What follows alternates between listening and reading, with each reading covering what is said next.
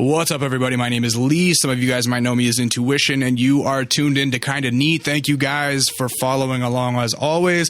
I'm sorry for the extended hiatus. Sometimes shit just happens.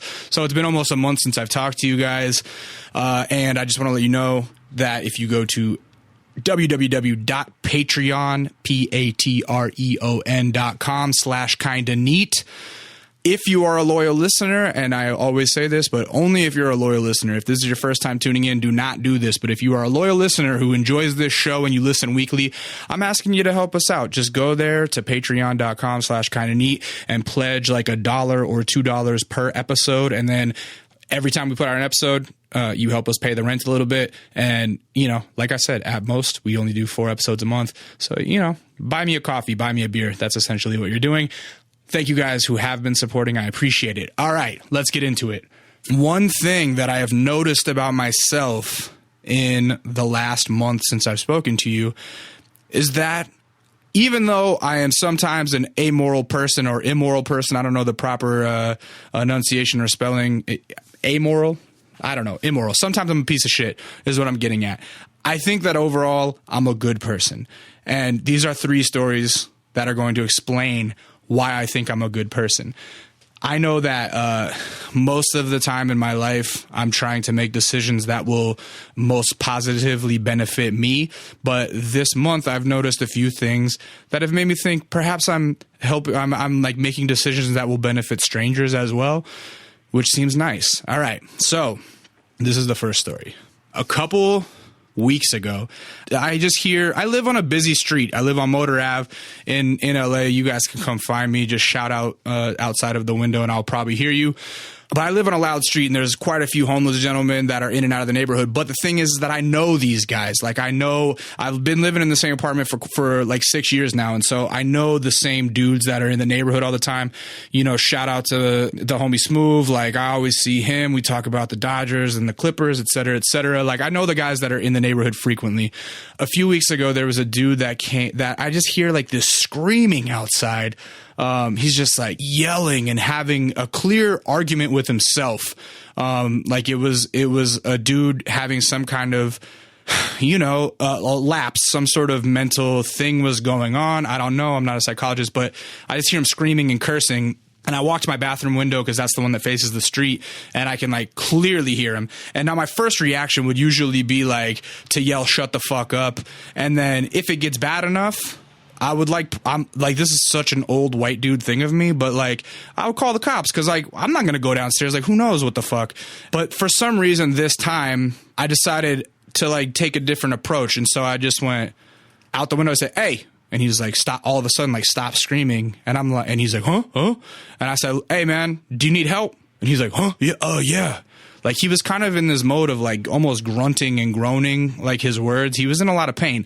And I was like, "Look, man, do you need help?" And he's like, Yeah. I was like, "Do you need an ambulance?" He's like, No, not an ambulance. He's like, "I just need water. Do you have water?" And I'm like, "Yeah, give me a second and I'll come down." And so at this point in my head, I'm thinking like, all right, like this is the Chicken Little fucking paranoid like shit that the media would have you think like, oh, everything's dangerous. Like my first instinct was like, should I take a baseball bat down with this water? How fucked up is that? I think that's super fucked up that was my first thought of should I take a baseball bat down? I did not. I just took a bottle of water and I go downstairs and there's a homeless gentleman who's like probably in his mid to late 40s and he's fucking beat up, dude. Like he there was something going on with his arm where his right arm was like completely swollen and as if it had been like just like somebody just put it in a fire or something. Like his skin was so swollen up and like one giant blister and he couldn't move it. And his right hand was probably double the size of his left hand. And so, you know, I get down there and I start talking to him and I just say, "Hey, are you okay? You know, do you need help?" And he's like, "I just need water. Okay, I gave him the water. He's like, "Can you open it for me?" So I open it for him and I give it to him and I'm like, "Yo, what's wrong with your arm?" He's like, "Oh, fire." And I'm like, "Fuck, dude, Jesus Christ." I'm like, "Have you been to a hospital?" He's like, "I don't want to go to a hospital. They'll just lock me up." I'm like, "Okay, so then we will not call an ambulance." And, you know, I ask him his name and I can't remember what his name is now. mind you, this is at about 1 a.m. So this is like, I was already on my way to bed pretty much. But I'm like, look, dude, is there anything else that you need? And other than water? It was at the time when LA was like really fucking cold for a few nights, and this is one of those nights. So it might have been more than a month ago. But he's like, yeah, do you have any shoes? I look down at his shoes, and his shoes are fucked. He's got mismatching shoes, like one's a New Balance and one's like a fucking Croc or something, and like there's like there's no laces. His feet are fucking swollen, and I'm like, I actually do have a shit ton of shoes. So I was just like, yeah, what size are your feet? And he's like, a 12. And I'm like, well, look, I wear an 11 and a half. What's up, ladies? I wear an 11 and a half. Is that okay? And he's like, yeah, that's fine. Yeah, that's okay. So I go upstairs and I grab him this pair of Vans that was still in pretty good condition, but that I just don't wear that frequently. And I saw that his feet were swollen. So like, I'm like, yo, do you need me to take the laces out? He's like, yeah. And so I like take the laces out, pull them out. And at this point, he's like, can you help me put them on? Everybody has a little bit of germaphobe in them. And so again, this is like another guilty thought of like, oh God, I'm going to have to fucking touch this guy's feet. Like, that's terrifying. But regardless, I was like, all right, I'm already in it. I'm just going to do it. So I like lift his foot up, fucking jam it in the shoe, and then do the same thing for the other one. And I was like, all right, look, there you go. You know, you got some new shoes. Is there anything else I can get you? Because at this point, I'm feeling like I have a bond with the dude. He's like asking me like, oh, you know, what's your name? And I said, my name's Lee. And he's like, oh, that's a good name. That's a good name. I'm like, all right, cool. Thanks, man. And he's telling me about how he had been in the military and et cetera, et cetera. And he usually lives in Long Beach, but for some reason he's on Motor Avenue that day. And so I was like, look, I have a whole closet full of shit that I'm about to go, sell to Crossroads or whatever. So I was like, do you need pants? And he's like, yeah, I'll take pants. I'm like, I probably have a sweatshirt. And he's like, yeah, I'll take a sweatshirt. And I gave him an old wool hat too. And so it was because it was real cold out that night. So he's like, oh, do you have any bags? So I fucking brought a Rouse bag. Basically, I go upstairs, I grab a plastic Rouse bag, I stuff some pants in it, or some like 2 pairs of jeans, and I stuff a sweatshirt in there. And then I take the wool hat down because it's so cold. And he's like, yo, can you help me get the hat on my head? And I'm like, yeah, sure. So I put the hat on his head, and I'm like, all right, so look, here's the deal, man. I gave you all this stuff, and like, I'm not tripping over the fact that like, if you need to yell, you could yell. I was like, that's fine by me, but just please, like, I want to go to sleep, so just don't yell in front of my window. Like, he's like, well, do you know anywhere I can go sleep? And I'm like, I don't know anywhere that you can go sleep.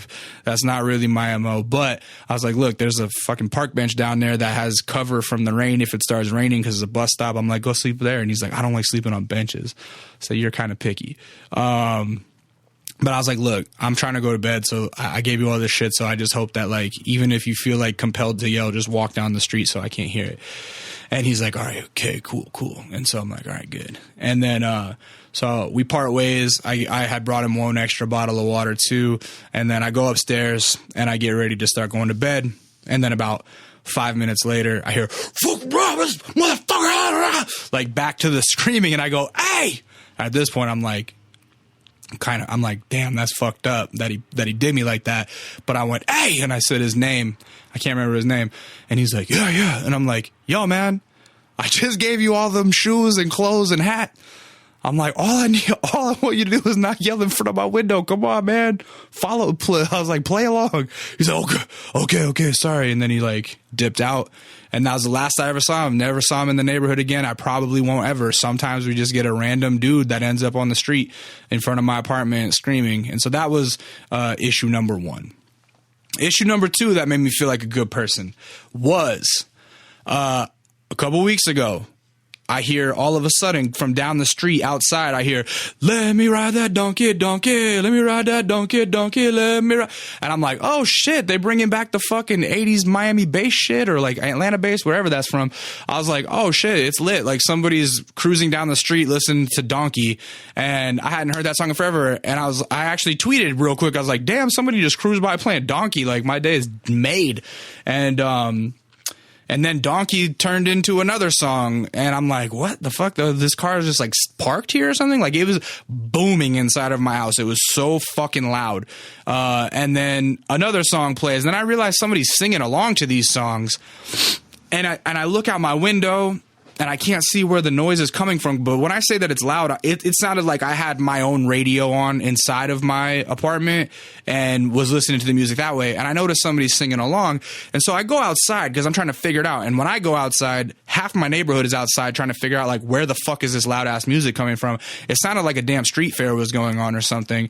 And it turns out that there was a dude across the street. I'm talking like a good city block away, with a karaoke machine, like a big, like, I don't know, fucking 16-inch karaoke machine thing.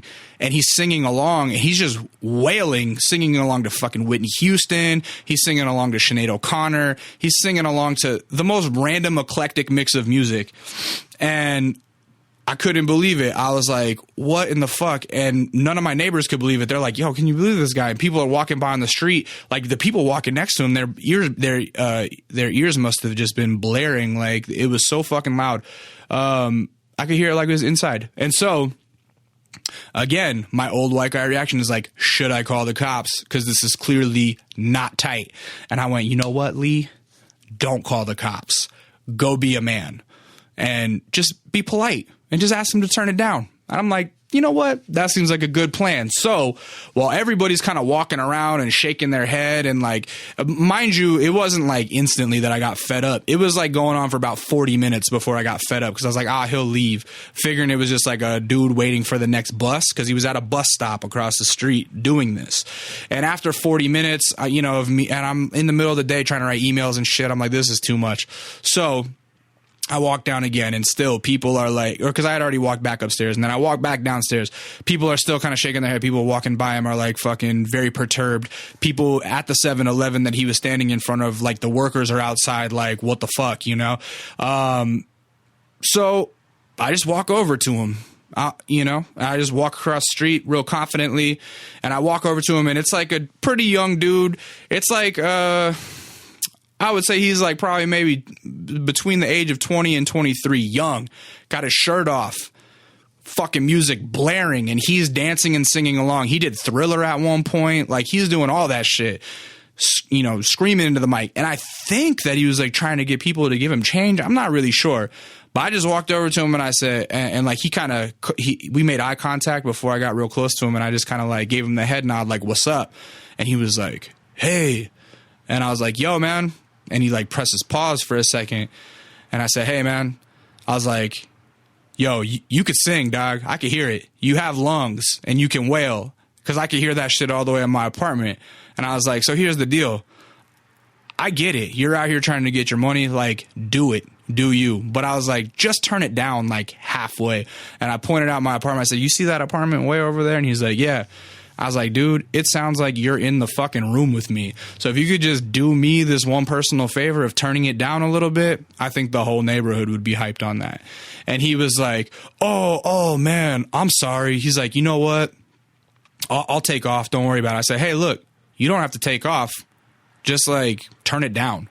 And he was like, all right, cool. And by the time I'm walking across the street, he had turned it down. And then I took off to go grab a burrito or something. By the time I got back, he was gone. And so I feel like that was a good deed in that, like, I feel like a square would have called the cops and been like, yo, man, there's somebody with a noise violation. That would have really ruined that guy's week, month, year, whatever. If you just man up and go ask somebody politely, the moral of that story is that they will turn it down or they will leave. That was a good thing. Okay, this is my last story of the podcast before we get into my interview with Tommy Genesis.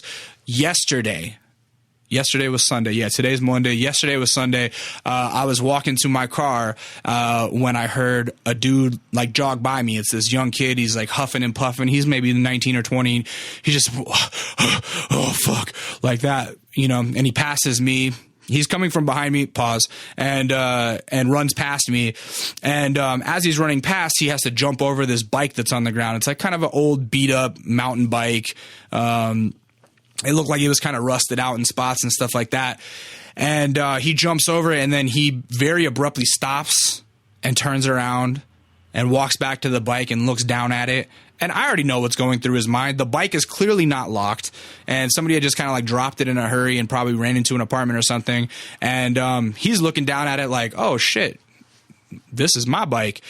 And he looks at me because I'm like walking up on him at this point, and then he looks down at the bike. He looks back at me, and again, I give him eye contact and a little head nod, and he pulls out an earbud, and I look at him and I say, "Hey, man, that ain't your fucking bike. Leave that shit alone."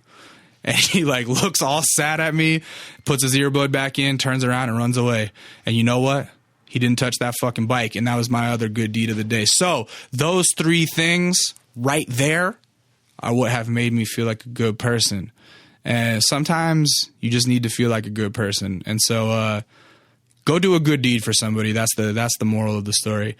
All right. Having said all that, our guest today is Tommy Genesis. We had a really cool conversation. She's a very easy person to talk to.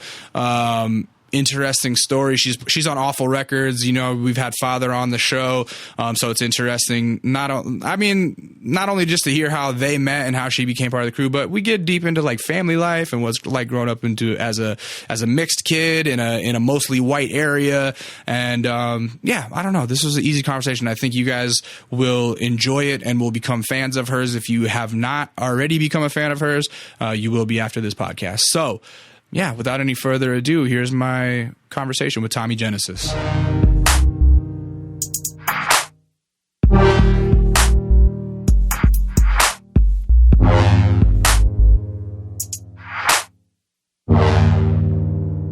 What's up? Like, how long have you been in LA? Let's start there. I've been in LA for like 3 weeks-ish. 3 weeks? But this is like how... It's hard to say. I don't remember. How many times have you been out here, though? I mean... Dozens? Nah, like, I basically started this whole thing last July. That's when I released, like, my first kind of, like, music. But you had to have been doing stuff before that. That's not, like, this whole thing. Yeah, kind of. Like, yeah. I mean, of course. Like, right. I grew up playing music. I was in a few different bands. I've always been writing and shit. I'm kind of like an art freak kid. But, like, the iteration of Tommy Genesis that just started last summer? Yeah. I mean, basically, like, if you want to get, like... as technical as I can get, because I told you before I have like no concept of time. Like in October is when... Shout out Prince. Rest in peace. Yeah. Trying to make me so sad. Oh, sorry. So October, October last year, Fat Father. I call Father Fat. From here out, we will refer to Father as Fat, former Kinda Neat guest. Yeah, I mean, but call him Father if you don't know him, because I'm not trying to perpetuate a nickname that is... I think that's a very intimate nickname. Okay. So refer to him as Father. Okay, I'll just say Father. So Father came out to my city in October. We made Vamp. Then basically I didn't really know what was happening with the track. We just hung out, ate some Vietnamese food, had fun, whatever. Like, some kicked pho? it. No, it was... Banh mi's? It's called Look Lac. It's okay. like butter...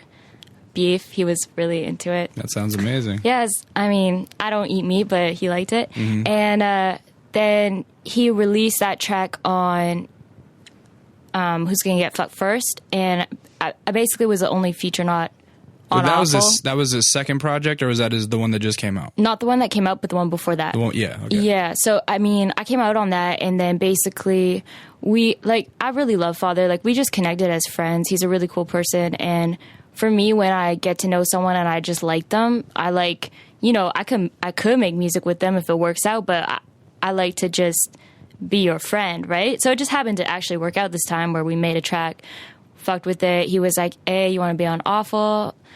You got so far ahead of yourself. That was so fast. It jumped like that. That's how it was. It was like, that's how it was. I was just chilling. Yeah. That's like how my life is. Yeah. Always happens like that. I'm just, you know, I'm just here, and then things come my way, and I decide if I want them or not. And like, of course, I said yes. Right. So then it was kind of like I was working on music a bit, but I was like, okay, I'm gonna finish this album, which was World Vision.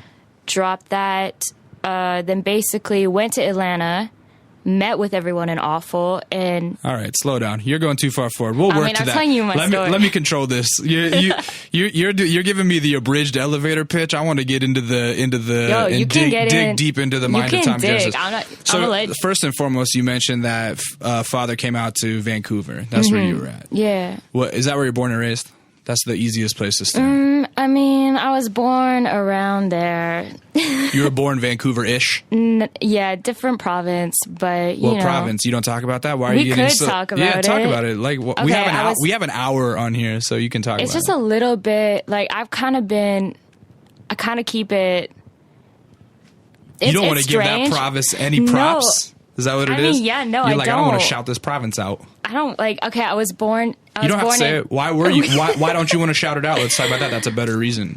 I don't want to shout it out because, like, you know, Canada is a very interesting place. Like, Canada, it's home of a lot of immigrants. And, like, you know, both my parents culturally aren't, like, from Canada. Mm-hmm. My mom was born there, but she, like, you know, she's not her culture doesn't, like, live within the city I was born in. Same with my dad. Like, so that's just where they kind of ended up. And growing up in sort of like the suburban prairie land that I grew up in wasn't the happiest place to be when, you know, you're not of that country. So basically, so like the fact that you're a young brown girl growing up in a white suburb was like a bit of a burden. Yeah, I experienced a lot of racism, which is strange. Yeah. My family's mixed, so like both my sisters have white skin and green blue eyes. So the interesting thing is they didn't really experience racism. It was more me and my brother. Because they fit that social construct of quote unquote Exactly, white. yeah. Even though you guys have the same genetics. Yeah, Right. and they're like not only white, but like we're talking like very beautiful girls with big tits and big eyes. Hey, shout out your sisters. I love them. Hey, tell them to come to LA. No, I'm just kidding. Okay, so how did your I should say sister. I was talking about one sister. Oh, one sister. Yeah, one sister. Damn, shots fired. The other one's not old enough yet for me to comment. Oh, okay. I was about to say shots fired at the other sister who was apparently not beautiful. No. She is the most beautiful. She's the baby. Yeah. Yeah, right. I don't know why I said plural. You said your mom was born in Canada. So she's generations. Are your grandparents immigrated over to Canada then, or what? You said your mom was Scandinavian. Yeah. Earlier off air, you said that. Yeah. So she's Scandinavian. So her grandparents came over, and so she's Canadian through and through. Your mom? No. No. How so? I mean, I can't talk to certain relatives. They speak like Swiss German or other languages. Like it's very it's strange because often when people immigrate to Canada, they stay within like their little bubble. You know what I mean? Like if you go to a city, it's different. But like she grew up on a farm, so like her last name actually means farmer in Sweden, and so in Swedish. Yeah, no, that's fine. That's so much coffee. It also means farmer in Sweden. Exactly. So that was right.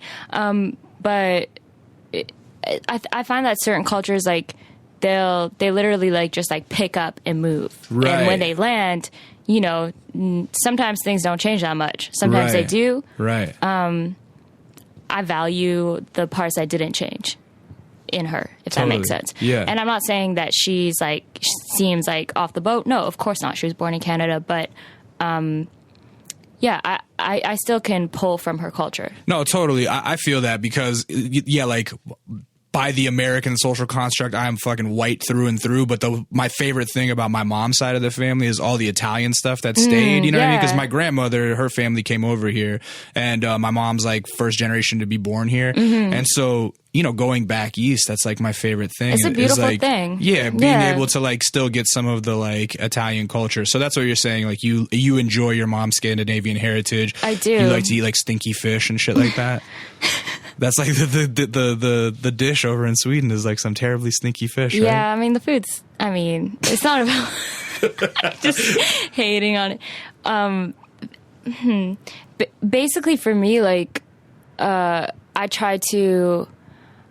It's interesting because I find that a lot of people my age don't really value their heritage or think about it, but I see so much beauty in different cultures, and maybe that's just the way I am, but I really did not see myself living in Canada for long, and so the fact that I'm over here, but like when I was young, just like with what my dad did at certain points in his life. We traveled a lot to Asia, and I got to go to Europe and stuff like that.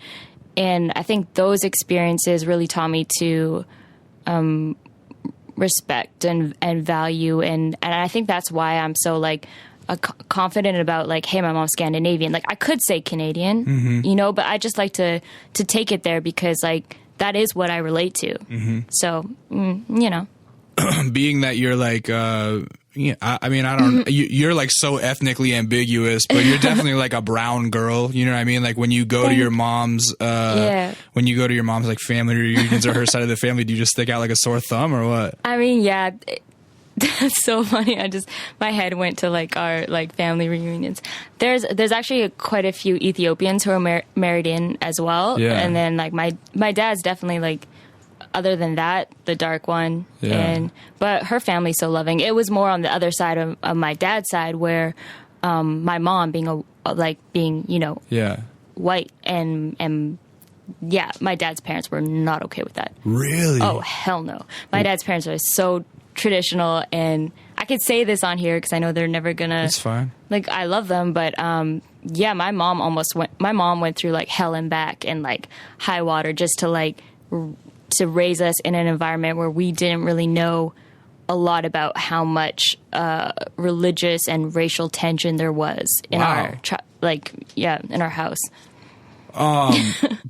Before we delve too deep into that, because that sounds super interesting. I mean, no. I just want to ask one quick question about your mom. The province that you don't want to give props to, is that where she grew up? Like, is that yeah, it's like the same one that used to the same one that you grew up in? That's where she grew up.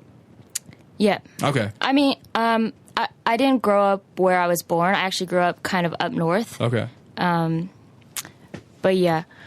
Did you know I'm from Alaska? No, I didn't know that. Yo, we're like, similarly northwestern. Damn, that's cool. Yeah, so I probably drove through whatever province you're talking about when I was driving down to California. I'm not even trying to be mysterious. No, I'm it's just fine. not trying to. I don't want to press you to like talk shit about anywhere. You know what I mean? Like, you know, so I just want like, we're just delving. We can leave it we're at tiptoeing. that. Yeah. So your mom and dad, how did they meet? So I think my dad saw my mom playing piano at church. No way. And so your mom's a musician too? Yeah, my mom taught me. My mom taught me how to play piano. I played piano for. So what ethnicity is your dad then? So my dad is South Indian. Okay. So my tata, which is like my dad's dad, is Tamil. Okay. And then my dad's mom is Malayalam, which is from Kerala. So basically, Tamil Nadu and Kerala. I didn't know it was pronounced Kerala, but literally there's like a really popular Indian spot across the street from my apartment that's Carolyn food. Cool. Like K-E-R. That's yummy. I have Indian friends, and I ask them like, "Yo, do you know what?" I always thought it was Kerala. Yeah, I didn't know it was Kerala. Mm-hmm. I'll be like, "Yo, do you know what am I supposed to order at a restaurant that serves Get some Kerala dosa, food?" And they're like, "I don't know. I've never heard of some that coconut chutney, some idli, some fish curry. There is really good. Yeah. Crazy. Okay, so now I finally know who to ask about. Yeah, Kerala you can food. you can send me that because I always go in there and I'm just like, let me get the tikka masala and shit. Like that's not bad. Hella boring. Low key, just text me the menu, like take a photo of it, and I'll let you know. So dad is Indian.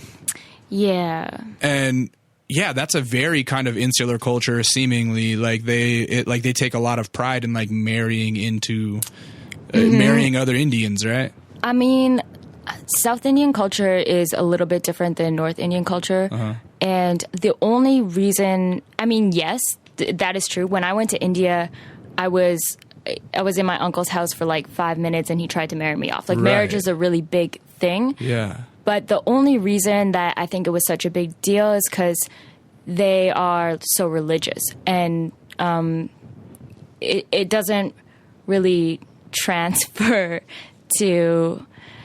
The culture doesn't transfer over very elegantly. Do you know what I mean? Yeah. Like, it's like they apply this strange belief system to everything. Right. And it doesn't really, like, it's there's like they're glitches. trying to understand culture through their own filter, and it doesn't really, like, you know.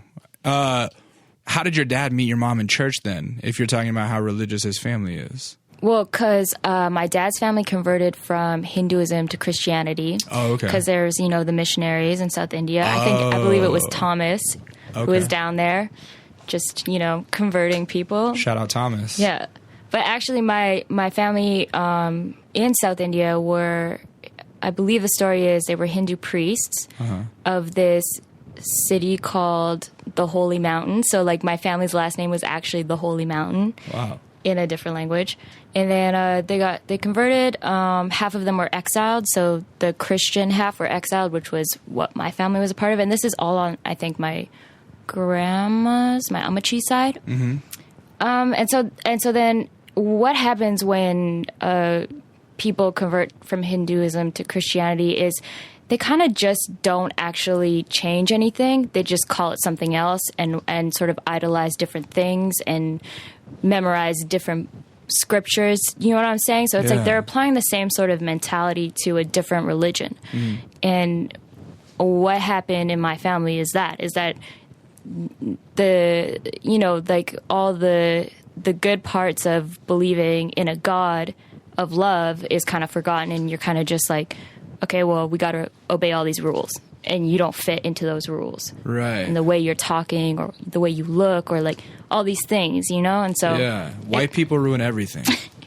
It's a... Hey, you shook your head like, you're right, they do. You just try not to say it, but that's fine. Hey, look, white people ruin everything. I'm going to go on record and say that white people ruin everything. If you have any comments about that, tweet me. I don't give a fuck.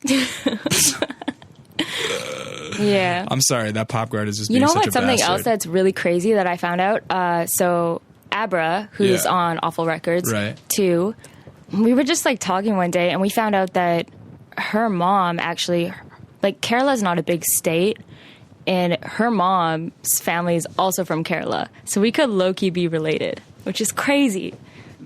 No way, that's crazy. Yeah, it's really crazy. That's really crazy. Mm-hmm. You know, I want to do one day we'll do like a blood test and we'll see. You guys are like literal sisters. Because we literally behave like cousins, or like we do behave like we're related. Yeah. But you know, like. How fast did that bond form with her? Do you bond with people really instantly? I mean, like I love people, so if I do, then I really do. Are you like super sensitive to bad vibes too? Like, do you get an instant gut feeling when you don't like somebody? Yeah, I'm pretty instinctual, but I'm also very rational. So, you know, I'm a very forgiving person usually. Yeah. So if we have a bad first encounter, I'm not going to hold that against you. Right. But I mean, I would imagine that like, maybe you rely a lot on gut. Like either the good first impression is like really good, or the bad one is like no forgiveness. I think I'm sometimes really awful at first impressions. No pun intended. I could be. Yeah, no. You know, I don't really know what I'm like at first, but I think after a few times I get the gist of where I fit into your life, or, you know, like it's always love, but it's just like how close we get depends on, you know, if we click or not. Right, totally. And I never push anything. I don't really, like if we don't click, I'm not stressed. If we click, I'm pretty happy, but like, you know, I'm very chill. Right. I feel that. So your dad, does he come over as a kid? Or was he born in Canada? No, he came over as a kid. How old was he? Do you know? I think he was 7. Does he ever tell stories about like, you know, the difference between his childhood days in India and his childhood days in Canada? Do you ever ask about that sort of stuff? I do know some Canadian stories. I know that his childhood in India was really dark, and that he didn't come from much or like. Did you ever watch Master of None? No. The Aziz Ansari series. Oh on yeah, Netflix? I didn't know that's. Yeah, actually, I've seen a few. Okay, yes. There's that one episode where like they delve into like where their parents came from, and it's like whoa, but it's so like touching, that episode. Mm-hmm. Anyway, that episode's pretty funny. I laughed. Yeah. I know that when they first came over to Canada, they landed in Ontario, and it was snowing, and my omichi was like, okay, well, it's going to be cold, boys, so, you know, we need to go get pants. And she went to the store, I think in the airport, and bought them pants. And they weren't pants, they were like nylon female tights. No way. So these little baby Indian boys are like land in Canada wearing tights. Wow. And just, you know, the misconception of like weather and just not knowing. And right, totally. Yeah, that's pretty funny. They learned to play hockey because they played field hockey. So I think that was like once they got so your dad's their like winter an ice hockey player? I mean, or was? That's so canoe. Don't quote me, and I don't think any of it was very well. Like, I actually come from a pretty athletic family. Thought that my grandpa in India was the captain of the Olympic field hockey team, which is crazy. No way. Yeah, and then he was also a really good boxer. So no shit. They all boxed and like did everything he did just to make him happy. Yeah, well, so that must have terrified your high school boyfriends then. Oh yeah, my dad's a boxer. I didn't have any high school boyfriends. Why? I mean, I wasn't into guys in high school, and also my older sister, we've already talked about how beautiful she was, kind of just got all the guys. I cut all my hair off. I looked like a boy. My mom used to hand sew me khaki pants, and like I had a little brother, so I'd steal his shirts. We would hang out. I was feminine still, but like I liked boys and I liked girls, but I had a lot of issues with like the liking girls part that I kind of I don't know.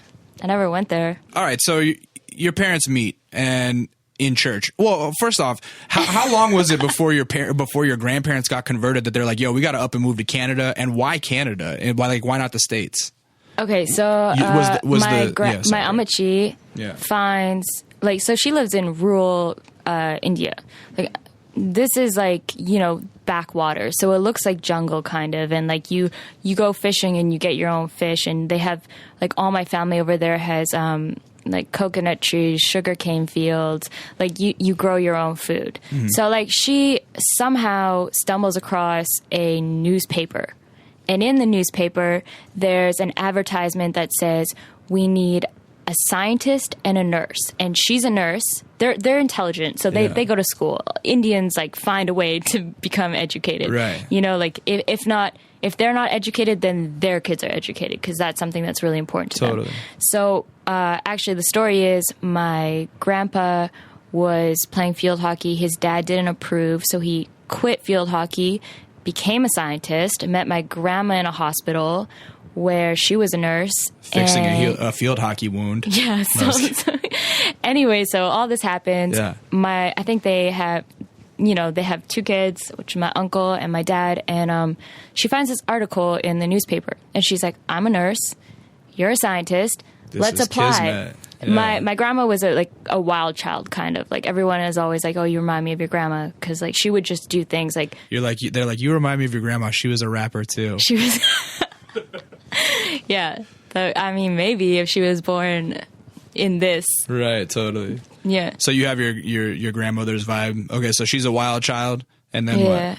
So then she applies for it, they get it. Yeah. And it's basically, I think they paid for their flight, so they flew over here, and then they're over here. And that was it. Like, Canada just accepted them. Like, here's your here's your new life. Right. They messed up their names on all the papers now and shit. But other than that, here you go. No way, that's crazy. What year was that around? I have no. Okay, sorry. I have no concept of time. I don't know why I find family history so fucking interesting, but it's that story is amazing to me. That's great. So okay, now we'll get to the point where your mom and dad meet. Did they have to like hide their relationship from your grandparents? No. They didn't do that, but basically, my dad, when they found out kind of about it, they weren't happy, right? And I think like it, it's just like they're just a bit racist, like, totally, to be honest. But the funny thing is because after it happened, then it kind of like reversed. And like in India, if you have light skin, you're considered more beautiful. So like my little sister's really young, so she was an accident and like is 12 right now, and so like doesn't really know any of. I hope your little sister doesn't like tune in and hear that she's an accident. That's cold-blooded. It's not, because she's the most beautiful thing that's ever happened, and I think that accidents are always. She's what we would refer to as a happy accident. In my mind, saying she's an accident, it means nothing, because she's probably the most important person in my life. So like I hold her on such a high pedestal of love that I know she would know. For that sure. She would just shrug and be like, whatever. Yeah, right. She's so cool. Right. Yeah. Wait, so what were you getting at about? was I talking I about? forget. Wait, let's get. Oh, I was saying, okay, so yeah, so then the racism sort of reversed, and because She's so light-skinned? not her, but my older sister, yeah. is half Indian, and it has very light skin, so then they kind of like favorited her, but still disliked my mom. So it's like a very interesting, like, just like the complex that came over with them is Right. strange. And then, so that happened, and then I think, they're okay. They're fine with her. You know, there's always like an undertone. But then my uncle also married a Canadian girl. Yeah. So like all my cousins, we all look alike because we're all just like mixed. Yeah. Cuties I or mean, whatever. your dad and your uncle, they just want a little cream for the coffee, you know what I mean? Yeah. So you know that Trying to keep it multicultural. Yeah. Similarly to, well, when you say that, like the Scandinavian side, like they found their little pocket of Scandinavians in Canada, was there an Indian like community that your dad grew up with in Canada, or were they kind of like the only brown family? I think they were the only brown family. Huh.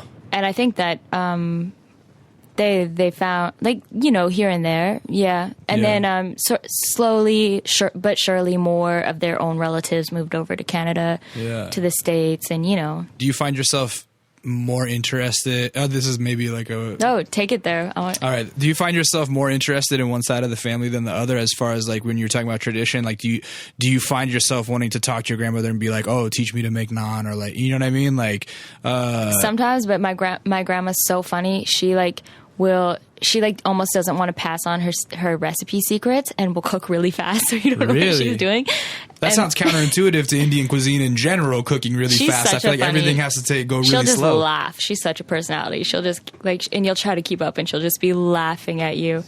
And sometimes she'll put on like white cooking shows and try to cook the food, and then my grandpa, my tata, just starts yelling at her, being like, stop making casserole again, like so angry, being like, woman, where's the curry? Like, they're just so stereotypical, just, you know, Indians in Canada. Yeah. But they're also like, because I've met a lot of Indians in Canada, especially in Vancouver. There's a lot of Punjabi girls, and like Punjabi girls hate me because like the culture is different, and I look different, and I can't really relate to everything.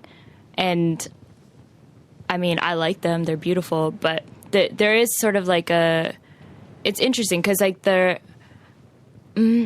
it's more of like a more tropical culture over in like a cold. The fact that you were doing the dancing hands while you did that, though, like, I talk with my hands. That's really funny. I was like, wait, is she being racist right now? With the no, I'm just kidding. Oh my. So yeah, then you're born in this little province, and how old are you before you start to grasp and conceptualize the fact that like, oh, my older sister's really white looking and I'm brown, and noticing that you get treated different because of it? Do you have a first experience that sticks out in your mind like that? I mean, when my mom would first pick me up at school, my teachers wouldn't let me go home with her because they'd be like, they didn't believe that. That's not your mom. No way. And I would have to be like, that's my mom.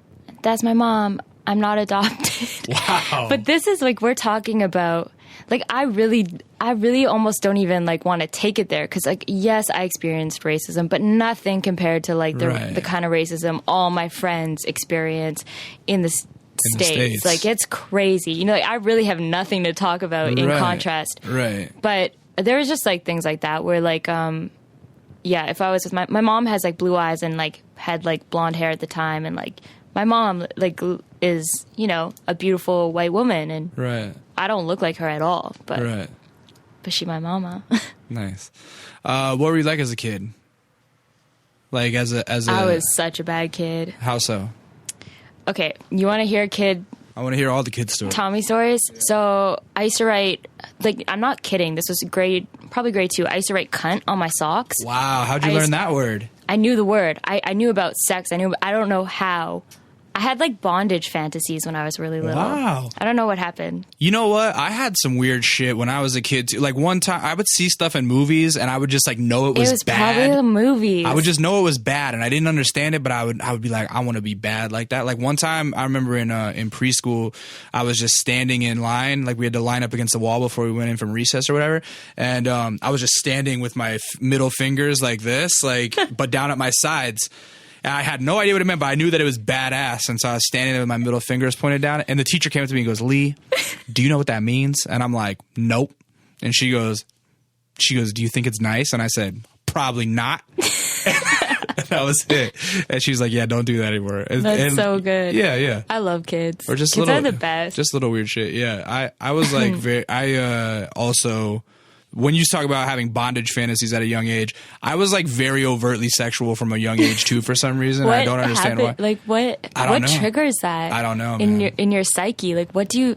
It could be. I don't remember what it was, but I'd obviously seen something. Yeah. Oh, I mean, I don't know if I've told this story on here or not, but I had similarly in preschool, I had a little redheaded girlfriend named Courtney, and like we were doing shit that 4-year-olds should not know how to, like we were playing doctor and it was very grotesque in hindsight. And I'm like, what was I doing trying to feel her butt and stuff like that, you know, as a 4-year-old, but I was revved up, ready to go. Animal instincts. Yeah. I was revved. I was fully torqued at 4. Okay. Yeah. Anyway, so you're a bad little kid and you're writing cunt on your sock. What happened? What's the repercussion for that? I mean, I was really sneaky. I would just take my socks off before I went home. I get in trouble at school, and they would write me up, and then I would throw all the evidence away. Wow. So you're like really a sneaky little kid. I was sneaky. Did you like make excuses, like notes from your own parents and stuff like that? No. It was like I really didn't care about school. It was more like going back home because like my dad was really strict. So like I didn't want to get like beat basically. So I'd be like, okay, well this note says exactly what I did. I'm gonna just drop it. And then you show up at the time, like schools weren't really on their shit. You show up at home early and they're like, why are you home early? Because I could walk home, so I lived really close and I was young, but they let me walk home. Like who knows, I went to a Catholic school, so it was you went to a Catholic school? Is that what your family converted to, is Catholicism? Oh, so what's that like, being an outsider at a Catholic school? I mean, it probably made me a crazy freak, but like my memories are just like all, there's some cute ones, but there's some really strange ones. I'm not one of those dudes that has like Catholic schoolgirl fantasies. Like, so I'm not going for that angle of like, oh, tell me about your outfit. It was also a French Catholic school. I was in French immersion for 12 years. Wow. So you speak fluent French. That's amazing. Yeah. I just more wonder about like the discipline there. Like, was the discipline more strict? I mean, it was, but I came from... Did you have to go to church? All that stuff? Yeah, we went to church and stuff. Yeah. But like the funny thing is that Catholic school wasn't as strict as like my home. So like to me, it was who was the disciplinarian? Your mom or your dad? Oh, my mom is a pure angel. Like my mom is the reason I'm like a good person. I love my mom. My dad went through some shit. He's a good person. He came out of it good. I'm proud of him. But there is some dark there that... So your dad's the disciplinarian then? He's very strict? Yeah. Okay. Yeah. Well, see, I like... That's the thing. I was raised Catholic. I have daddy issues, so, we don't have to open that box. Dude, everybody has daddy issues. I really feel like... it's very rare for me to meet a musician that has mommy issues and not daddy issues. Whoa. You know what I mean? Maybe if you're a guy. No. My issues all come from my dad. That like, that's what my therapist told me. Dads hold the power of like, they can really fuck you up. Well, it's almost like moms are almost just default there for you. You know what I mean? And dads have to choose whether they're going to be there or not. And a lot of them choose not to be there. And even if they're there, a lot of them choose not to be like emotionally present. Yeah, you know what I mean? Right. And that shit fucks you up because it's like, why isn't this person that's responsible for me choosing me? Do you think it's because women like sort of like breed the baby and like have to deal with it for 9 months and push it out and like have to like be like, you give up so much physically and emotionally and it's draining. So by the time it's out, you have to you love it already, as opposed to you just like, you meet the baby when it comes out. I'm sure there's so much chemistry in it that we don't understand, just of like the subconscious forcing you to tell you. Like I've always read, like, you know, when the child comes out of the womb, there's actually a blend of chemistry within the air that the mother breathes in, and subconsciously like perpetuates an emotional bond to that baby instantly, right? And the thing about dads is similarly they don't smell that we are just animals, right? Exactly. We really are. That scent doesn't affect them, but what does affect them is that babies come out looking more like the father than the mother. So when the baby comes out, the father sees that and sees himself in the baby, and that's supposed to bond them a little bit emotionally to the baby in a similar way. Anyway. Do you know what's weird about that is that, do you think, okay, because like with like mixed kids, like I've always had like this bond with my dad and I look like him, but I'm not trying to downplay like the bond my sister has with my dad or anything like that. But like in my mind, like I was like, oh, like when I was little, I was like, that's my dad, because it's like, you look like me. Well, that's why I find it interesting with your situation as well, particularly having sisters that have different skin tone. It made me curious if you were like more drawn to the darker side of your family, or like the darker sound. That sounds evil. I mean the more melanin inclined side of your family. I was talking about this with my friend the other day. I was saying that the fact that I'm able to have a very like liberal sense of culture and like pull from two different places, but still get the credit for being not white is as opposed to versus my older sister who people just, you know, they don't. She fits the social construct of white. She could almost be Persian, like she's very beautiful, so it's hard to say. But like, yeah, if you think she's white, you don't really ask her about where she comes from. Right. You just think she's like a beautiful girl. And she doesn't have to deal with, or not deal with, but she doesn't have to continuously answer questions about, you know, where the dark part of her came from. Right. And like you probably get asked that on a daily basis. I do, but I think it's at this point more of like a pickup line that guys probably ask anyone. Yeah, totally, you know? Totally. You have a closer bond with your dad because of that, though.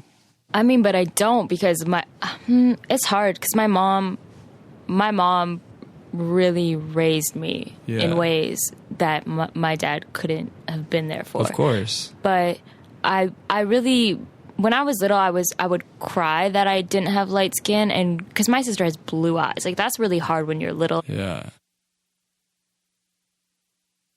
There was a long time in my life where I didn't think that my dad was my real dad, because he's 6'7", blonde hair, green eyes, and I came out dark brown hair, dark brown eyes, like hairy as fuck. My dad has no chest hair. I look super Italian, Hungarian, you know what I'm saying?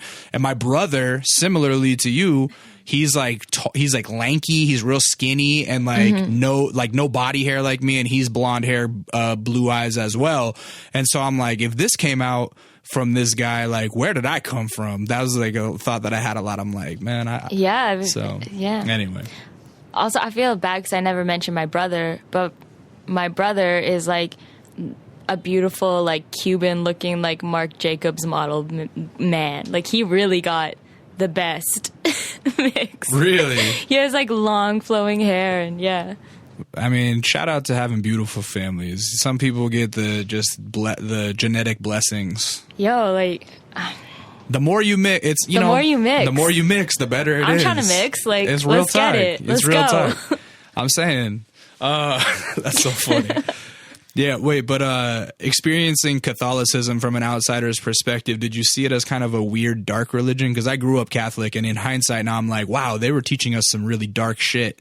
Yeah, I kind of did. Yeah, there's a lot of like blood imagery and so much blood and confessions, and how scary is Jesus on the cross in the back of a church? Yeah, well, it's creepy. Jesus, like, I would get confused between like all the priests, and they'd always be like, "Come confess," and I'd be like, what did I do wrong? And then I'd be like, oh, I must have done something wrong. And then as a kid, you learn repression, and you think that like repressing things is God telling you you're being bad, so totally repress it, you know? And like, In hindsight, that's the thing that strikes me so much about Catholicism is that it's very much like, what did you do wrong this week? It doesn't celebrate like doing good stuff. It celebrates not doing bad stuff. Then you feel like shit if you do bad stuff. Yeah. But to be honest, I only went to confession once and I was like, this shit ain't for me. Confession is not cool. I would low key sit in confession being like, should I tell this?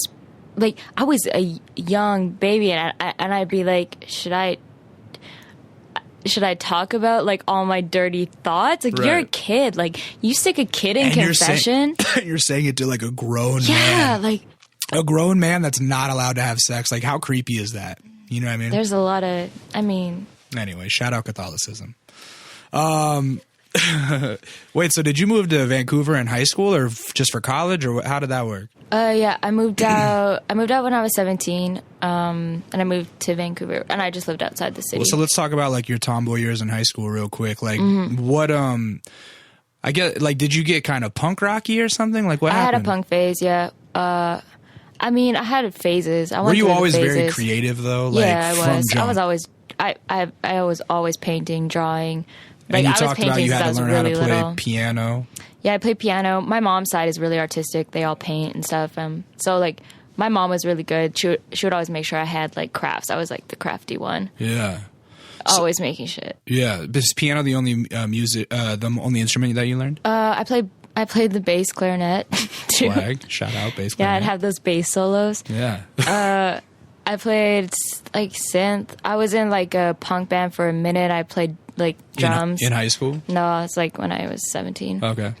But, yeah, I had all kinds of phases. I didn't know who I was at all, you know? I was just in high school. Yeah, you gotta, like, delve into everything until you find what it really is. I think I was so sexually repressed that, like, I was really confused and, like, really went through the phases, though. But I ended up kind of in a happy phase. Like, when I moved out, I moved into like a punk house. I hung out with my friends, went to art school. Yeah. What did your parents think as you were like, okay, I'm out, like I'm graduated and I'm going to go to art school. I'm dipping to Vancouver. Were they like, cool, go do it? Yeah. So basically they were so strict when I was young. By the time I graduated, my dad kind of just felt bad and like wanted to be like, okay, do what makes you happy. Because like, fuck, you know, you weren't really given the chance to fully like, it's hard to explain because I really don't want to get into it, but it's like, no, we don't have to. Yeah. So they are they're much more liberal minded and so supportive that they're almost like of no religion. Like they're just like, you know, they're in a good place and they're just nice people and they're really loving. And I'm so thankful for them in my life at this point in my life. So when I graduated, my mom, I think it's my mom's influence.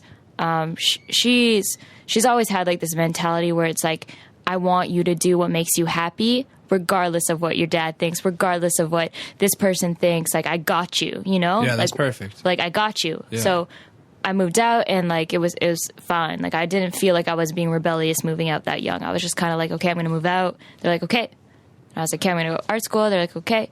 I got into like, I applied for, I at first wanted to go into like architecture and I applied for it and I got in, but then I was like, that is like, I kind of like started to learn more about how it has a lot more to do with design and just, I was more interested in like the art part of it. It's a lot of math, architecture, I'm sure. Like, yeah. It's a lot of like precision, you know?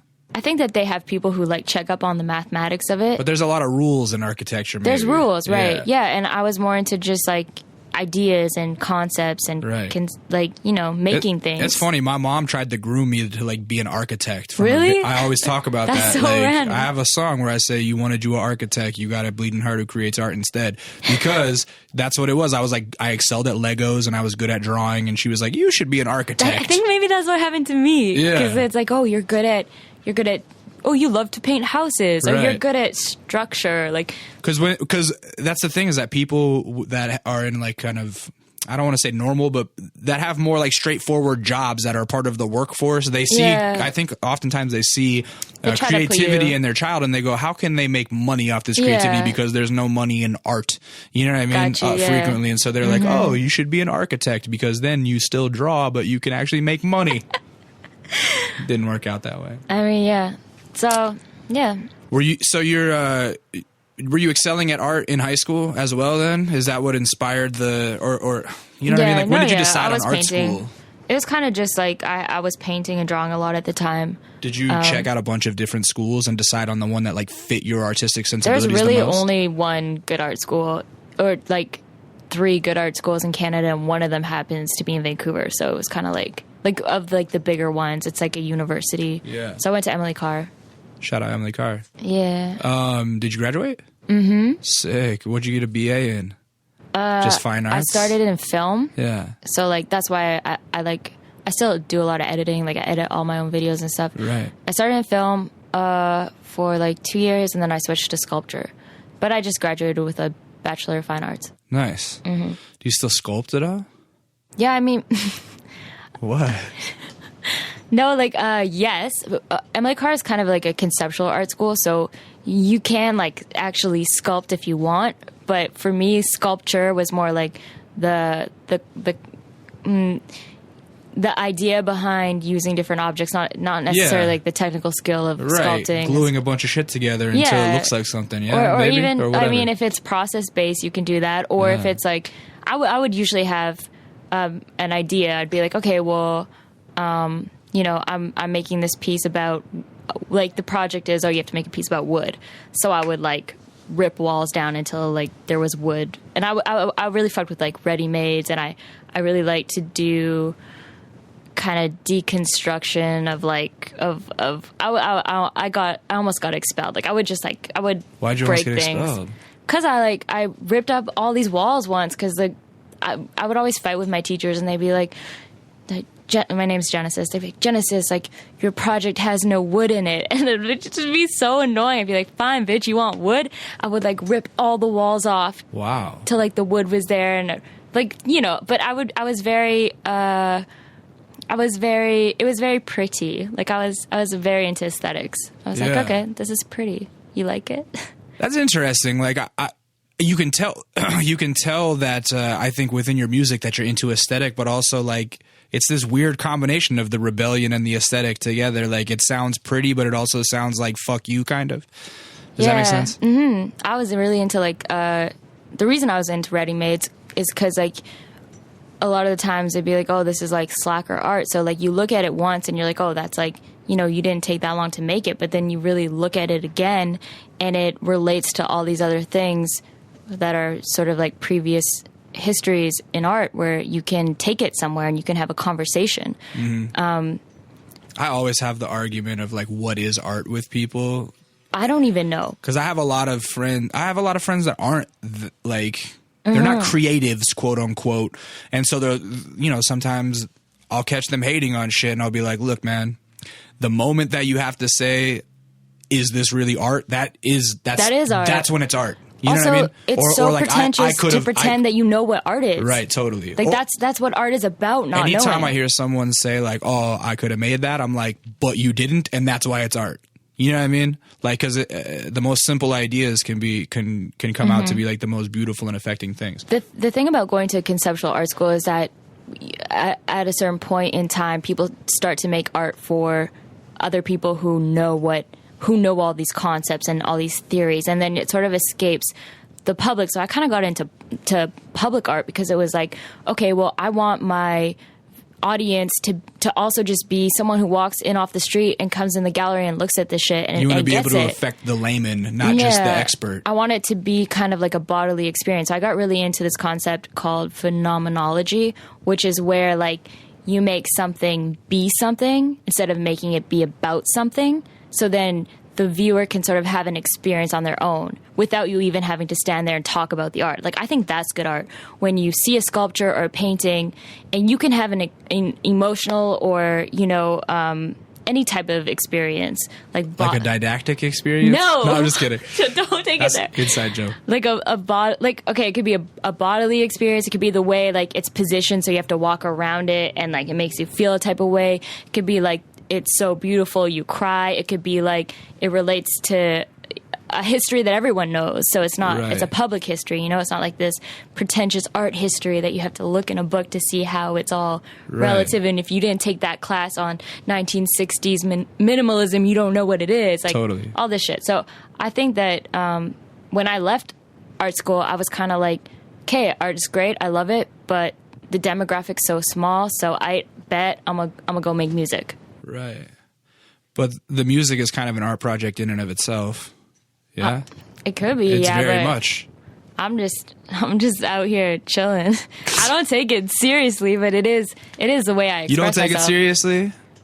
I think that I think you take it seriously. Well, I take my life seriously. Yeah, and it's a part of my life. But I don't. If you were to say to me, "Hey, tomorrow you're not gonna be Tommy Genesis anymore. You're gonna be Genesis, and you're not." No one's gonna give a fuck about the music you make. I honestly wouldn't care. I'd be like, okay, well, I'm about to go do something else. Because I'm happy with making music because it makes me happy. But if it didn't make me happy, then I wouldn't be doing it. Well, and that kind of like ducks around the next question I was going to ask, because I was like, well, aren't you making the music for yourself? But it sounds completely like you're making the music for yourself then. And so why would you stop if somebody said no one gives a shit about Tommy Genesis? Like, wouldn't you just keep doing it for yourself? No, like if there was, I mean, because I'm also very rational. Like if I was like, oh, I can't make any money on this. Would you keep it as a hobby? Yeah, I mean, it's always been my hobby. Yeah. I've been doing it since I was like really little. I was always in bands. I was always like hanging out with musical kids. I was always because that becomes a real question the farther along that you go in your career. Because I'm at a point in my shit where like I mean I remember what it was like when I was just starting and or like to get out in the public eye, and I was like your age and everything seemed so new and exciting, and I was like really amped on creating and creating. And now I'm getting older, and it's like it's one of these things where I'm really having to ask myself, is it something that I'm going to continue to do just for fun? Gotcha. And then I look back and I go, well, was this ever art? Because was I just creating for this like validation, or was I doing it because I wanted, or was I doing it for me, or was I doing it to gain an audience? You know what I mean? Like these are these existential crises that I have. I think my issue is I do everything I do for fun. Like I really do. I'm all like I said, all my posts, I'm never smiling because like that's maybe a facade, but like I'm always smiling. Right. I'm like the happy one. Yeah. And I really just go with my instinct. But I'm strategic. Like of course I take certain things seriously when I have to, but I'm just saying. Well, even the not smiling, that's a strategy. Come on. Yeah, but that's maybe just me being vain and being like. But you thought it out, or else you would be smiling in some of the pictures. You know what I mean? Like that's strategic. I think it's there's a little bit of a duality in me where like that's maybe my stage persona, because like there's nothing wrong with that, because that's the thing, is like coming up with the persona is part of the art too. Right? Yeah, of course. Like, is there a difference between Genesis and Tommy Genesis? You know what I mean? Yeah, I know what you mean. People ask me that all the time, and I'm like, at the beginning I thought there was, and now I don't think there's any difference between Lee and Intuition. The same fucking, it's the same cocksucker, you know. So same piece of shit. No, I was kidding. Yeah. Yeah. I get people, like I'll have my manager or certain people being like, they'll at first be like, wait, are you taking this serious? But then they don't really have to question that, because I do it, and I do it with like my best abilities, and I'm having fun. And I think like on it, like genuinely the moment where I stop having fun, I'll stop doing it. And I think the misconception with musicians and artists is that you really have to take it so seriously to be successful. You don't. You can actually be out here enjoying your fucking life and enjoying yourself. And the funny thing is, sometimes the songs that you take the least serious are the ones that just spill out of you instantly. And you go, no one else will like this. Those are the ones that are everyone's favorite. True. You know what I mean? Like things happen serendipitously sometimes. And that's I'm the on that best tip. part. Yeah, totally. Do you turn up? Like, do you are you like a drinker? Do you experiment with drugs? Are you into like expanding your mind? Nah, I mean, when I was young, I would like get peer pressured into like doing certain things. Like I've like done here and there, but like currently I don't really drink, or I used to smoke a lot of weed. I don't anymore. Yeah. Yeah, I don't really do anything. If I go to Atlanta and I'm hanging out with like all my Atlanta family, like I pretty much drink like red wine with father and Abra and little Bartles and James. I'll maybe, have a little I just spritzer. I need 2 drinks to be, and I never really get drunk. I think I like sometimes get like, once I had Hennessy for the first time, and like that was not a good night, and I will never have Hennessy again. Shout out Hennessy, sponsor of the show.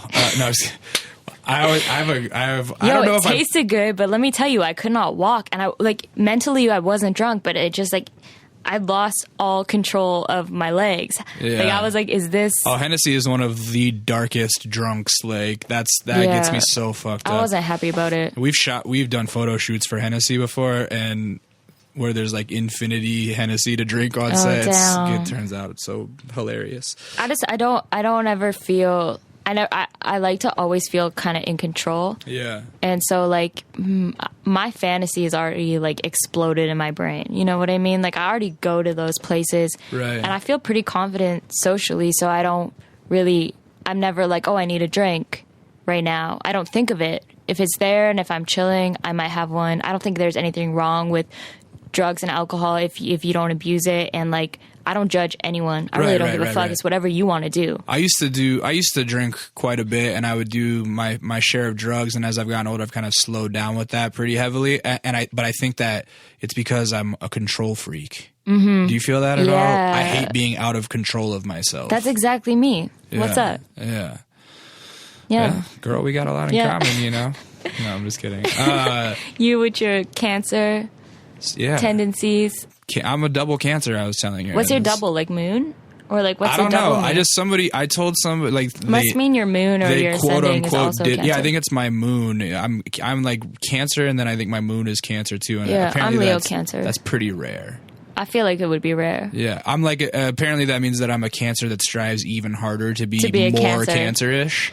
My friend Micah explained it really well for me. That's like the thing. Like you're a Leo, and if your moon is Cancer, that means you're a Leo who strives to be like a Cancer. So. Or like what it is, what my friend was saying. He was saying like, okay, your sun sign. So like I'm a Leo. That's your ship. Okay, that's who you are. And then the captain is the moon. So like Cancer. So he's like steering the ship. And then the ascending is like who you want to become, and therefore who you do become because you strive to become that. Maybe I got it backwards. But like that's just what one person told me. So I really, that's all I know about astrology. I don't put a lot. I'll tell you this.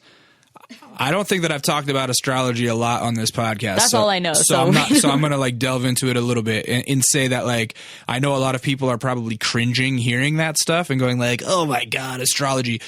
I don't put a lot of faith into it as far as like my day to day, as far as I'm not logging onto the internet and reading my horoscope. You know what I mean? Like that shit, it doesn't do it for me. But what I will say is I dated a girl that was super into astrology shit, and she was putting me up on game for it a while. And I was like, she was like very into it. So I was like, oh wow, this is a lot of stuff that I've never heard before. And she was like telling me, okay, these are the types of people that you're compatible with. Oh gosh. Right. And, that just messes you up. But here's the thing is that I've noticed like within the themology of my life, I look back on all my best friends that I've had. Best friends and girlfriends or whatever, and the ones that have been in my life forever, they all are compatible signs like that. And I was like, well, that's kind of weird that like, and I find myself being instantly drawn to like the zodiac signs. It's Taurus, Virgo, Pisces, and Scorpio and Leo. Those are like the people that I'm supposed to get along with real well. And my best friend is a Taurus. Most of my girlfriends end up being Pisces. Like it's just a weird theme thing. Yeah, it's real crazy. Anyway, blah blah blah. I know nothing. Yeah, that's the extent of my knowledge. I just made so many people cringe. That's fine. I don't care. All right, so now let's get to the part. This is like we did like the the movie preamble, right when you started, you're like, it's that scene in a movie where they're like, you got a gun to your head and you're like, damn, this all started 3 weeks ago. Let me tell you the story. So like now we'll get to the part where like, you're in Vancouver, you're in art school, maybe you're graduating art school or whatever, I don't know. But like, how does it get to the point where you're meeting father? Like that's just online. Yeah, I just had like I've always heard been, Young Hot Ebony, or had you heard stuff before that? I was in a band called Juice, so I was like making music. I was rapping, and I had one mixtape out. It's not out anymore. I'm gonna re-release it sometime, but it was called "Hit Me on the DM if you want the bootleg." I got it. Yeah, I'm gonna release that sometime. But basically, Fat heard that mixtape, and like I think like. They heard that shit. Was it getting posted around places, or like how did he hear it? Is he just that deep in the internet? He's deep in the internet. Yeah. He's like a genius. Yeah. He gets deep. And actually, I think Dexter heard it, or someone heard it, something, and they bumped it all the time. And like, it's really weird because looking back, like I just had no idea, but now it's interesting.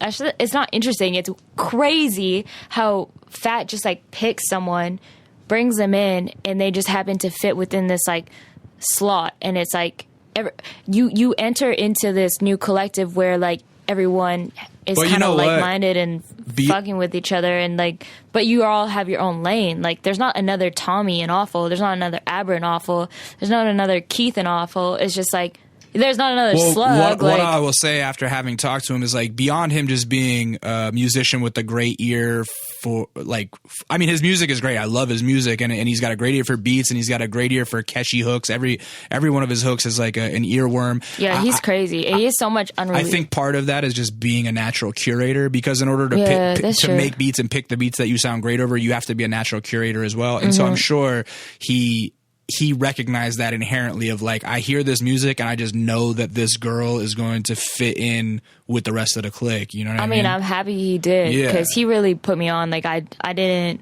wasn't looking for it, and then it was like, oh, okay. Yeah. Like I fit here, and so that's really nice. How does that go? He just like hits you up like, hey, we've been bumping your shit and we want to meet you? He was hitting me up, and I wasn't really making music because I was going through some other shit, and then I tried to send him this one thing for his little Diddy album, so like like kind of way back then, and I was like recording I didn't have anything to record with. I was actually like running a gallery when I was like young, and I remember the day I was like painting a wall, like, and he was like, send me something, and I was like, okay, and I recorded like an acapella, and then he ended up just using the beginning of that acapella where I was like, forgive me, Father, for my late ass tracks, and then I went on to the track, and then he used that as a drop, right? Because I was recording like, that's his If Young Metro Don't Trust You. Yeah, that's me. So that's me like when we first like linked, and then we kind of just kept in touch, and it happened really organically. Like that's kind of how things happen in my life. I don't really push for them. If they happen, they happen. What brought him up to Vancouver? Did he have a show or something? He had a show, yeah. And then I was out there, so I was like, And so you guys just linked up and made some music. The rest is history. I feel like if you guys are interested in the rest of the how Tommy and Awful linked story, she's told it on a dozen different interviews, so we don't really have to delve too much into that. I can hear myself like saying the same things I know. too by accident. I know, and so that was the thing, is like as soon as we jumped in the interview, I'm like, oh, she's going into standard interview mode right now. Well, it's just like things that I get it. Yeah. You have to do press, and you have a story that's been constructed. I really hate that I have a standard interview mode, because like it's not even like I'm not like trying to like pull into the same story to say it out the same way, but you just like, I'm human. The problem is that like journalists, I think a lot of journalists, they don't experience the artist side of things, and so you get the same fucking questions. Oh, so how did you meet Father? Because Father's the fucking SEO, you know what I mean? Tell me about Awful Records. What, like, you know what I mean? Which I like, don't mind doing. Yeah, no, totally. But it's just like I become a boring person just because I'm like, what are your influences, et cetera, et cetera. That's why I like doing these long forms, because you can kind of like get into some more shit, and sometimes you have to fall back onto those shitty questions, but most of the time we try to dig a little deeper. Before we go, I do want to ask you like a few questions, just kind of about, of course. And I don't want to word them as like, what's it like being a woman in the music industry? But my angle with this is more kind of like, what's it like being out there on social media as a woman that raps? Because I have a lot of friend girls that are like out here on the internet with a lot of followers, and they're like DMs are just inundated with like dick pics and shitty shit and men being like fucking assholes. And so I'm just curious with you, the fact that like I think a lot of your imagery could be deemed provocative, whether it's intentional or not, and a woman's body shouldn't be sexual until she wants it to be sexual. But I feel like maybe a lot of men on the internet take that as an invite to be too forward. Perhaps is that something that you experience? Yeah, I mean, I don't open my DMs. Oh, well, I just don't care. That helps. Well, even on Instagram, can't people just like DM randomly? Yeah, but I don't look at them. Oh, you just don't even look at them. If like my friend's like, yo, I DM'd you, I'll look and I'll be like, okay, cool. Right. And like like on Twitter, I'll open. Twitter is more chill and like you can see like the name and like I'm like, oh, if I know that person, I'll open it. Otherwise, I just don't even look. Yeah. Have you had to deal with any outstanding chauvinism in the industry without naming names? Unless you want to name names. You know what? Like I know that. I almost feel like, oh, I should have, I should deal with this. Right. But I don't know if it's because once someone actually talks to me in real life, the conversation doesn't go there. Right. But I have to deal with more shit just walking down the street. Like when people don't know who I am, that's the shit that fucking bothers me daily. Right. Is like strangers. Yeah. Like online, I just don't really I'm not sensitive. So if you comment something, I just delete it. Right. I don't really like to have banter about it. I'm not interested in kind of like delving into that. I don't get hurt. Right. So I'm really like, I don't. You got thick skin. I don't feel any type of way ever. And I think that maybe that's like the kind of like the tomboy in me, but I just don't ever feel. Or if it happens to me, I just don't care. Right. So I don't remember it. You know what I mean? Totally. Yeah, that's cool. And I also like if I'm in Atlanta, like I have like 10 guys with me all the time. You know, you're not going to say anything. If I'm in LA, I keep really good people around me. Yeah. I'm smart. Like I don't go into places where and online like. Well, I just don't remember it or I ignore it. And this is more of a recent realization. I mean, I've been so ignorant to it, I guess, but like just the fact that you have to say, oh, I don't go places that could be threatening, like that's something that you got to understand.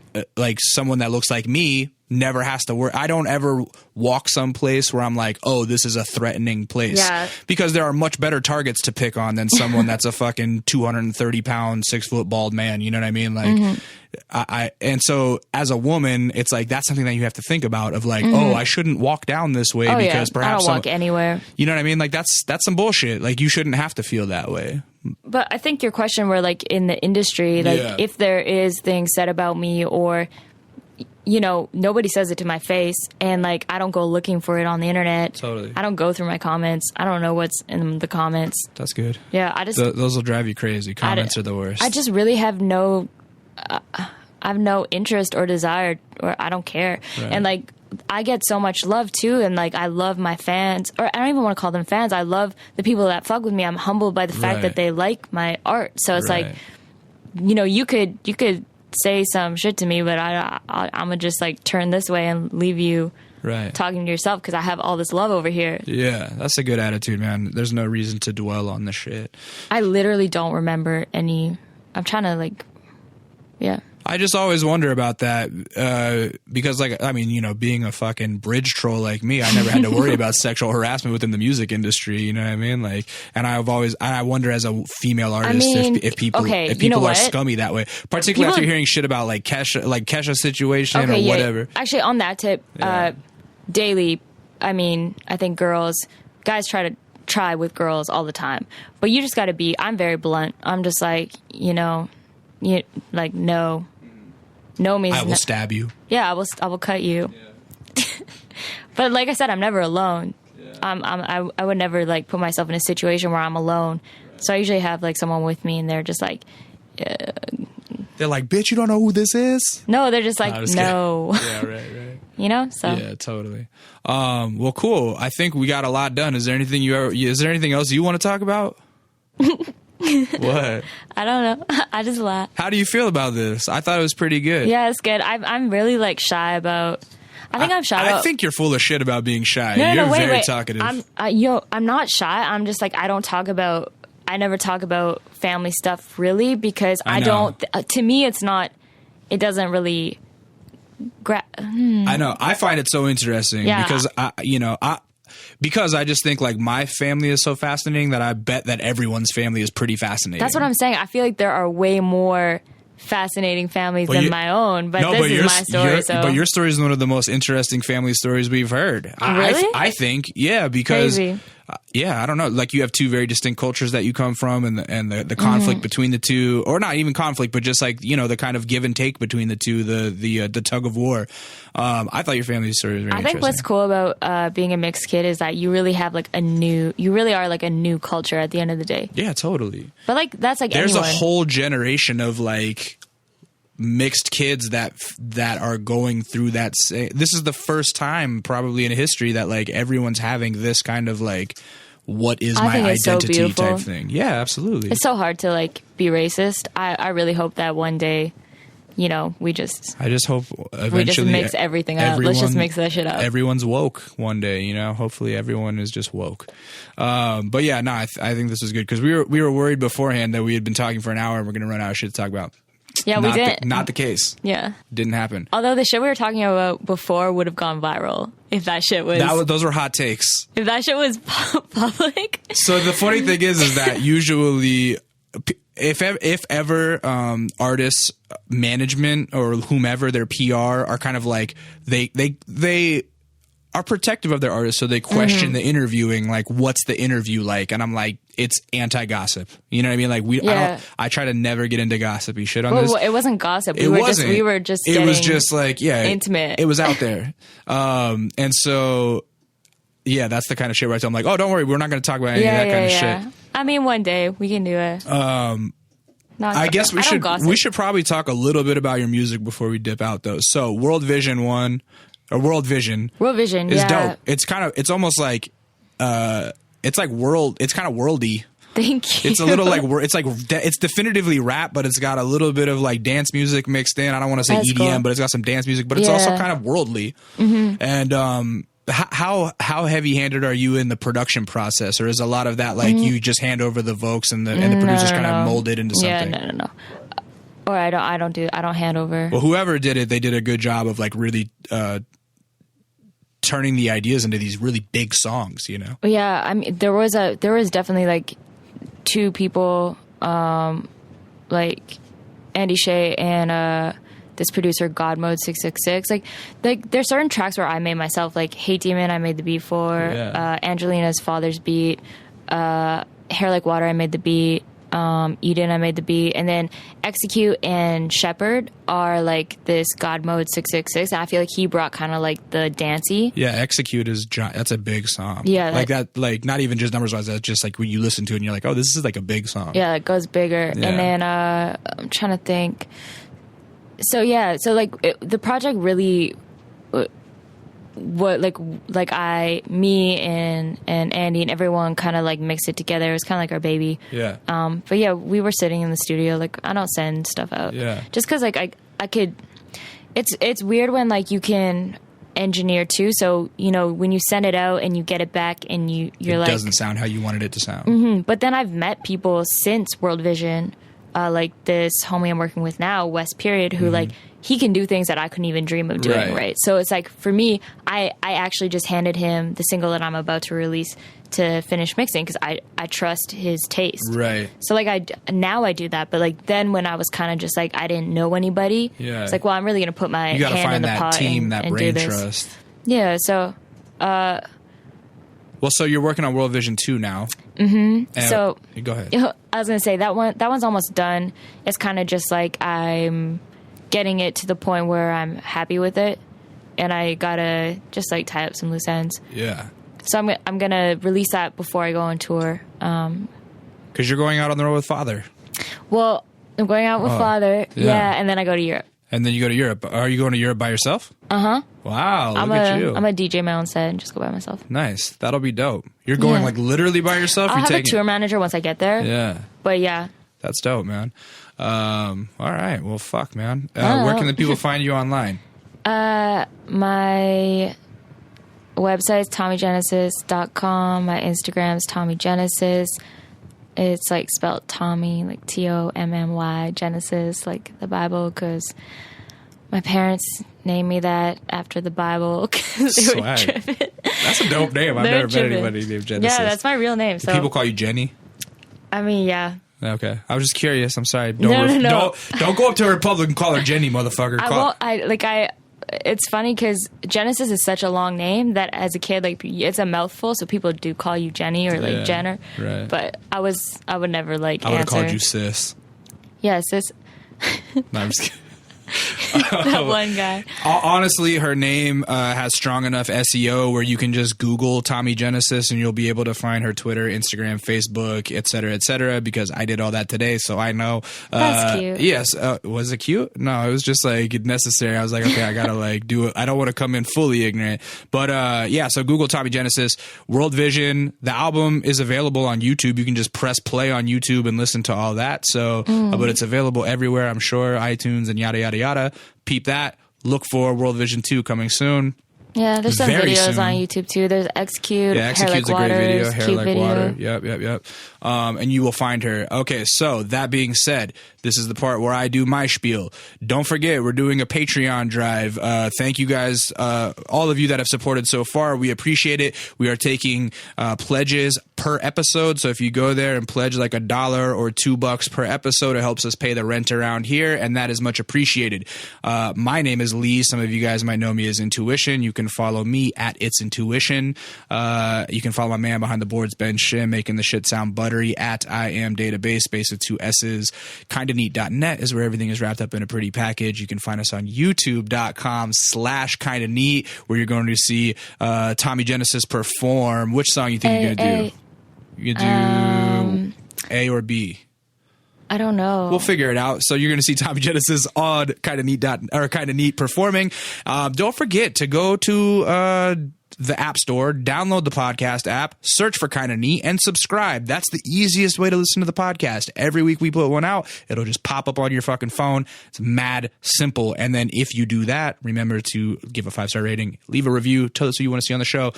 Blah, blah, blah, blah, blah. That's enough. My name is Lee. That was Tommy Genesis. Bye. And this was Kinda Neat.